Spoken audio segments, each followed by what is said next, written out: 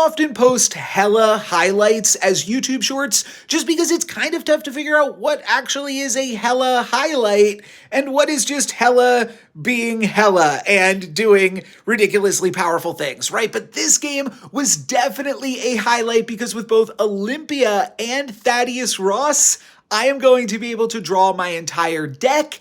And it gets even crazier than that. I'm going to draw 15 cards this game with a bonus 3 because our third location winds up being Sacred Timeline. So if I fill that up, I'll get an additional copy of Lady Sif, Hella, and Infinite, which will help me get a little bit more value, especially because I am now out of cards that I can draw with Thaddeus Ross. My opponent has unspent energy this turn thanks to an Agamotto spell, but I am out of cards in my deck that I can even hit. And with Jubilee, there's actually only one card left in my deck, Blink, but I'm going to grab that and fill Sacred Timeline with Blink, which will blink into nothing. And then I'm going to use Blade to discard the Infinite that will get added right to my hand right now. I won't wind up using all of these extra cards, of course, but it was cool that I was able to hit Infinite off the Blade, and I also don't mind filling up a location with Hella,